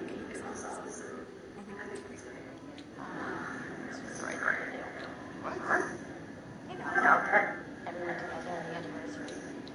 I mean, Josh really pumped himself doing something, didn't he? Yeah, no, definitely. I haven't seen him forever. Good. Sam and I have a few things in common, such as being huge lovers of animals. And she's a huge animal lover. She's vegan. She is a pacifist. I'm not quite sure if I'm going to go as far as saying that I'm a pacifist, but she's spunky and cool. I know that she, I think, is made fun of a little bit by the rest of them who think that her morals and her beliefs in that area are a little ridiculous, and I don't agree with them. But she doesn't care. It doesn't stop her from being herself. And that's something that I hope can come out there. Yeah, definitely can be depressed and a bit of a loner, but takes all played by invites everybody back. Jessica is definitely sort of mean girl character that, you know, at school she knows she's pretty, she knows that boys like her, and she's going to use it to her advantage.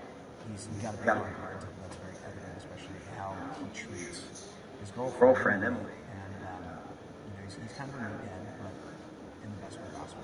She really knows how she wants, and that she manages to get that from whoever it is. She's really driven. I can definitely relate to that. My character is Chris, and he is what society might consider the leader of the group, and he kind of agrees with you. Ashley she's a little more serious than some of the other girls. She's definitely very intelligent and thoughtful. She kind of looks at the whole big picture of things. She's not quite as geeky as Chris, but they connect in a lot of ways. Mike is like the big guy on campus. He's God, he looks like Mike. Has brain. like Mike. He Gets away with a lot. Yeah. Kind of jerky. The fact that he just kind of wants everyone to be happy. And he wants for he's a people pleaser, and it's I can definitely attest to being, you know, that guy, almost the friend that wants everybody to be happy. He's that guy. That's definitely that. But also, You know who that's from? No, he's that dude. If you know who that's from, comment down below. seriously, what's wrong with you? Lighten the mood, Em. Don't be like that. Like what? The way you're eating, you always get like this. I just think this is just the coolest thing to be a part of, and I just think it's going to take the world by storm. I really do. I think this genre is the wave of the future, and I think that once people see the potential behind it, of getting to interact with the drama that you're witnessing unfold in such a realistic way, that this is how entertainment's going to be from now on. Now we're going to making the A scene. I don't like this one. Hi, this is Lee Robinson, production designer on Until Dawn. The production design for Until Dawn started with the great teen horror script that sets the characters in a Canadian winter mountain lodge, being a contemporary setting with visual clues derived from classic films of that genre, such as Hitchcock's Psycho and Stanley Kubrick's Shining. This game has lots of clues. Storyboards vital to the production design, as it allows the designer to understand the scale of the environments to be made and the detail that will be seen to create the atmosphere of a horror. This took us into concepts that took these storyboards further, visualizing the world through the colour palette, the lighting, tone and the mood, and developing key locations such as the lodge, the cable car stations, the forests themselves, the wilderness. As you can see, the environment's atmospheres changed quite a bit from warm and inviting to cold and threatening. The Millionaire's Mountain Lodge was a key example. It was designed to be made from nearby stone and timber, embedding it into the landscape, with a contrasting and contemporary interior, needing to be opulent and extravagant. We created dark and claustrophobic corridors, with ominous and large open spaces, almost cathedral-like in size, with huge structures to silhouette and dwarf the characters within, providing a labyrinth to explore and wander. Each character was developed with a strong visual identity in mind, with contrasting colours, tones and silhouettes to identify them, each to have their own texture, pattern and shape, so that when they were lined up, you could always identify them. The costume designs allowed a range of clothes that would suit them for the cold winter weather, but also have an element of style and individualism, so that the audience can look at them and relate, recognising themselves within them. A lady would like to cuddle up with her man by a nice cozy fire bathed in atmospheric mood lighting. Right. It'll be 2022. Once we're revving up the message. Fire and mood lighting. Yes. Working with the lighting artists, we really brought the look and feel of the world together, and this required a thorough understanding of the visual language of teen horror. A key scene is where all the characters emerge out of the rear of the lodge chasing Hannah. A contrast is evident straight away from the exterior wilderness to the warmth of the lodge. The attention to character lighting here is through the bounce and rim lighting, accented colours and composition, creating characters that come from the dark into the light and back again with an emotional effect. Guys, there's someone outside. What the hell? Anna!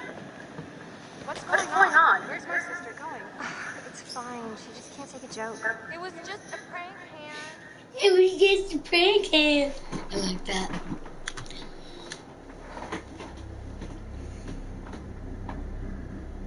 Until Dawn is a game that's full of horror. One of the things we decided to do early on was to take a scientific approach to how scary it was.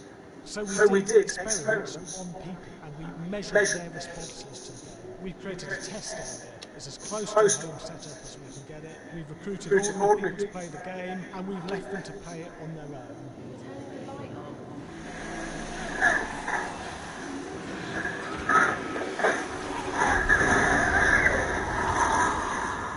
The only difference is it's rigged with cameras and microphones that relay the data through to the next room where people are watching them play. bracelet here we use for biometric testing. It measures the player's emotional response. It's called a galvanic response sensor. It makes contact with the user's skin and it measures the electrical conductivity across their skin. It's the same principle as an old-fashioned lie detector. When you're stressed, you sweat a little, very sensitive, picks up tiny changes if the player is feeling anxious or something. That data is fed back to a testing team, comes through as a graph.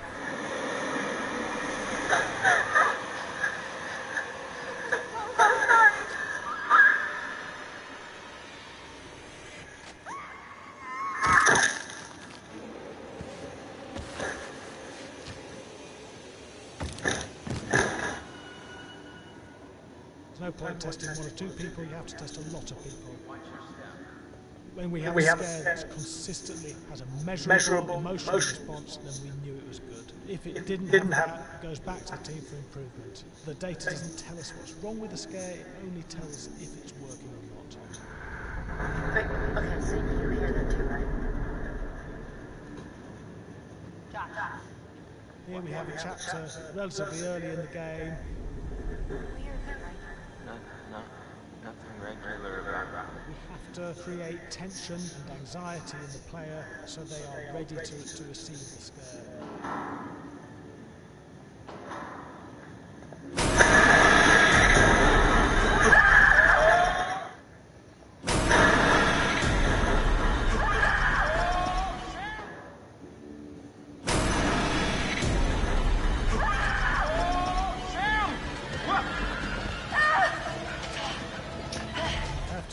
Time to recover, to cool down, to calm down, and then start building the tension again before we do the next scare.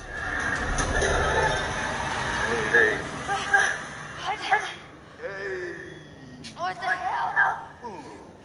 You just got nuts.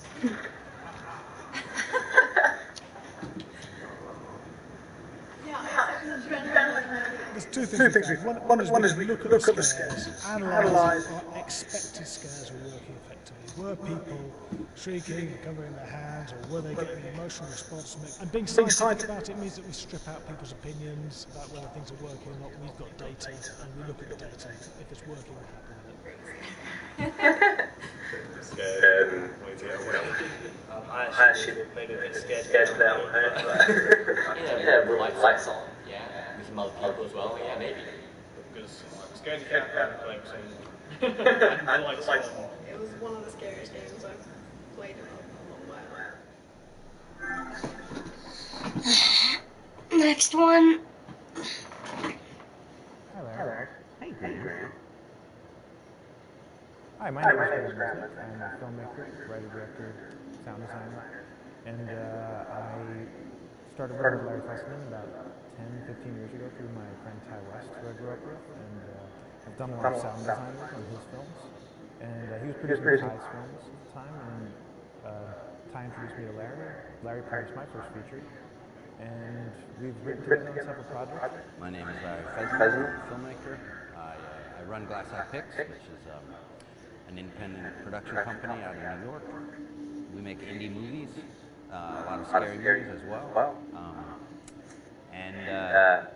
I got a call to audition to write this video game. And I called my pal Graham Resnick, because Graham is a gamer. And while I thought I could offer something to the idea of writing this multi-branching story, I knew that I would want Graham's expertise as a lover of gameplay, since I guess games were started. So, and as a lover, yes. Just why there's so many sex jokes in the game. There was one website that did say that's him and Graham Resnick, the two lovers behind Until Dawn. Come here. Maybe I know how to handle you too. I am definitely ready. So I wanted Graham by my side. Yeah. We got the gig. So it's been an amazing ride.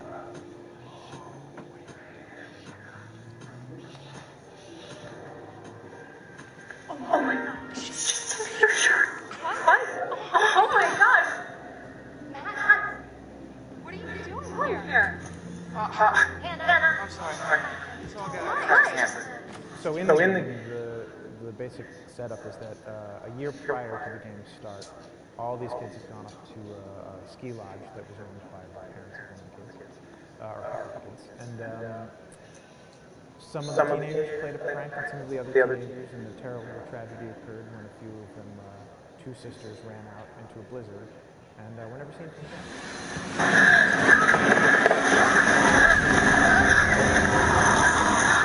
I'm curious if you get time then. And so now, a year later, this is kind of torn apart, this group of friends. They've gone through some trials and tribulations in the past year. The brother of the two girls has had a lot of psychological issues, and to kind of help him cope, and help them all get over it, they all returned to the lodge a year later, back up on the mountain. And the idea is to get over it. But, the healing does not begin. And these kids are all trying to find themselves. They've been through a trauma, but in general, they're just teenagers trying to figure out who they are. So they're all kind of falling into the patterns, the stereotypes, the characters they see on TV and in the movies. I think we were very interested in taking genre tropes and kind of making them sort of refresh them.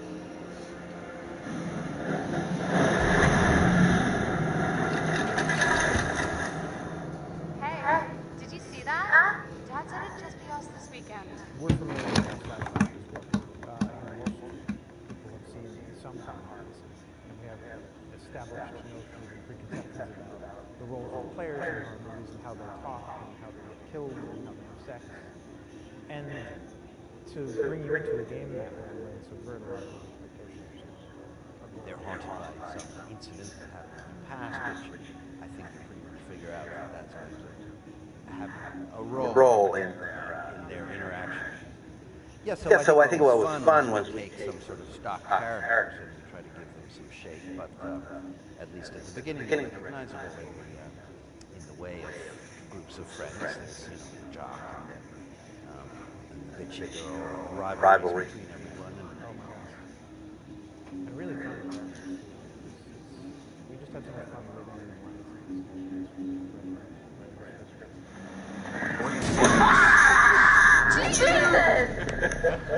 it was fun. I think we were looking to get that kind of banter that you see both in movies, but also that you absolutely have with friends and sort of those inside jokes. And of course, as writers and as friends ourselves, we sort of developed little tracks and we try to give the characters that kind of vibe. No, next one, the score.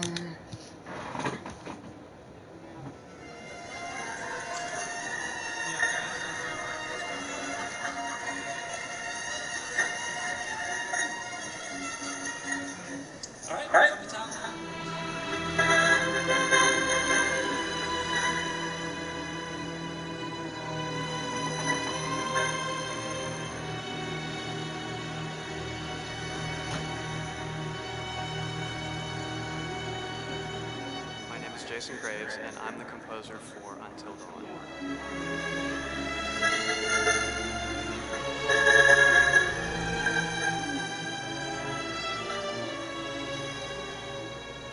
I've been involved with Until Dawn for about a year now.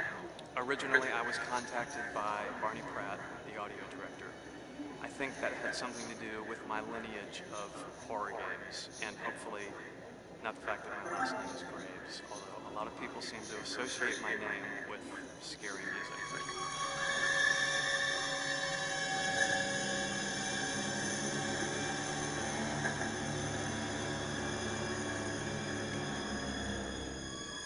One of the things that was really exciting about working with Barney and the team at Supermassive is they really wanted something unique for the music. They wanted the music to stand out and be a character on its own in the game.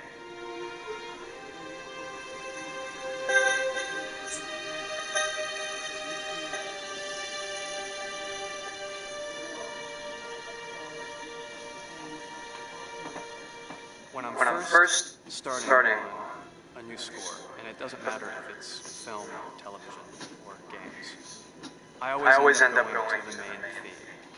Sometimes the developer or producer isn't even necessarily interested in the main theme at the beginning. I just want to do it for myself, because for me, the main theme is the identity of the game. It establishes the mood, the atmosphere, and the character of the music, and how it's going to be playing in the background. And that's what we did with Until Dawn. That was actually my demo pitch to Supermassive Games. I put a main theme together, recorded all the instruments at my studio, and sent it to them. And they liked it. We actually ended up recording that exact theme, all the instruments and everything, live here at Ocean Way, probably 9 months ago. And that's what we've been using in all the demos for the game. And that's the final version of the theme that is the main theme that you'll hear on the menus and in some key pieces of gameplay.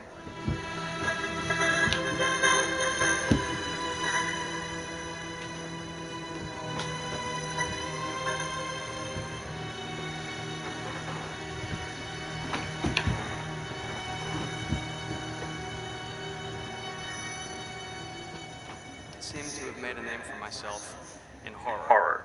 And there's something about scary music. I think it's maybe the lack of rules. But the biggest rule in scary music is there are no rules. So you can do anything you want. And actually, if you end up doing things that don't feel like they would work out together, it kind of clash and it ends up being even more effective for scary music.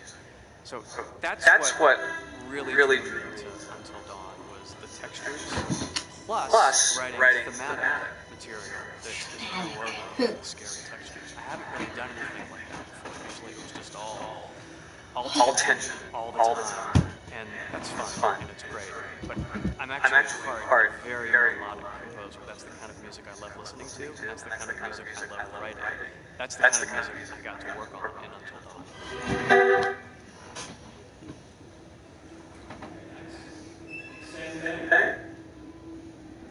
Okay.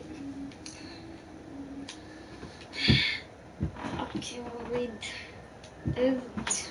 3 more. My name is Will Biles, Executive Creative Director of Until Dawn. The first part of getting a believable facial performance in a game is to capture topographically the actor's range of emotional expressions as separate versions of the same head. Every tiny nuance gets digitized and merged, effectively creating a model that can recreate the facial movement of the actor. Once the topography has been recorded, the actor's performance itself can be captured by using a predetermined set of marker points drawn precisely on the face and a high-def helmet cam wirelessly linked to capture devices. The camera is a small box where it looks like a microphone. It records in high the movement of the dots throughout the performance that will drive the expressions captured. Unlike other systems, this form of capture is far less lossy because there are fewer interpretations between performance captured and performance rendered finally in the game. Audio is also recorded via 2 separate evaluating mics attached to the helmet. It takes a while for the actors to acclimatise to carrying around the recording devices and the helmet cameras, but very soon the shoot becomes similar to any other effects shoot or actors. Actors in these scenes are only recording with facial animation, but use personal body movements for pacing. And maybe we should all stick together and find everybody to show okay. So one, be here before the break. Take time. Other than the other actors, they have to use their imagination for everything and everywhere they are supposed to be seeing and feeling. From a hot midday studio in Los Angeles to a freezing midnight mountain in British Columbia.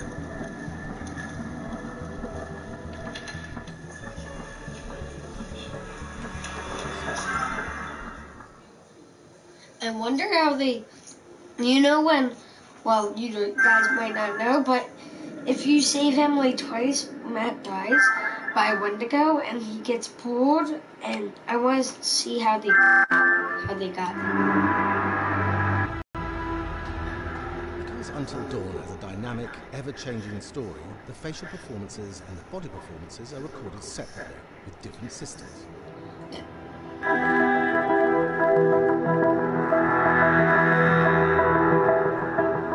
With the body capture, we used reflective bead suits and an infrared camera matrix system that drives the CG bone hierarchies in our character models. These performances cover everything from character locomotion, scene-specific performances, and stunt work, most of which was recorded at studios in Pinewood and Shepperton, near London. Combining all the elements seamlessly in the final game becomes a formidable editing and logistical task. Every variation, both physical and emotional, must be combined in these multi-edits. Scaffolding props have to stand in for the sets, because the hundreds of infrared cameras have to be able to see all of the reflected beads on the act.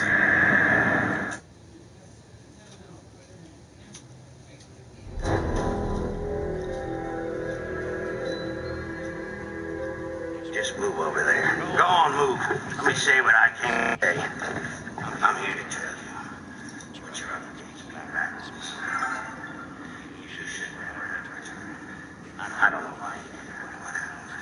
You mean with him and us? Yeah, no. I don't care. You kids come out here. Your mountain. But it don't belong to Washington. This mountain belongs to the Hi, this is Lee Robinson, production designer at Supermassive Games. Understanding the ancient myths of the Wendigo was key for their development that helped the visual look. Through sketches and concepts, these elements were visualized, such as eyes being milky, almost dead, with loss of lips and eyelids due to frostbite, fangs growing and arms and legs getting longer, the skin hardening and thickening to look snarling and menacing, yet withered and lean. What was that?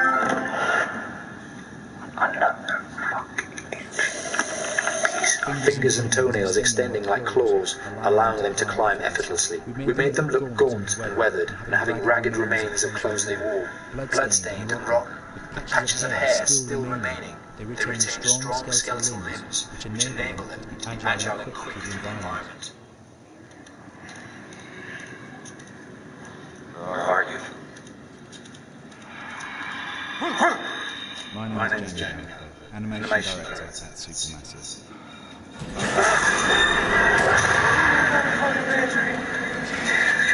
The overall direction on the creature was to be very strong, to be extremely fast. We wanted a spider-like movement of the creature, 1 minute scampering to leaping and then crawling, almost instantaneous. And finally, we wanted the creature to have this real uncontrollable thirst for flesh. From a sound design perspective, the Wendigo is a real challenge. For the main vocalisations of the Wendigo, we use our own vocalisations, various different animals from exotic to farmer, various plugins and processes to gel the sounds together and keep a human resonance behind that voice, telling the backstory of the Wendigo.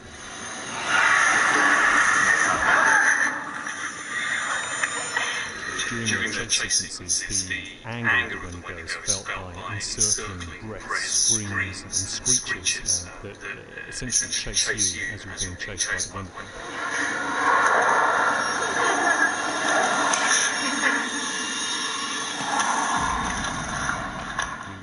Layer them up in a multitude of layers, sometimes 15, 20 sounds playing at the same time, to build up the vocalisations for this fearsome creature which is always in attack mode, high qualitative and chasing throughout the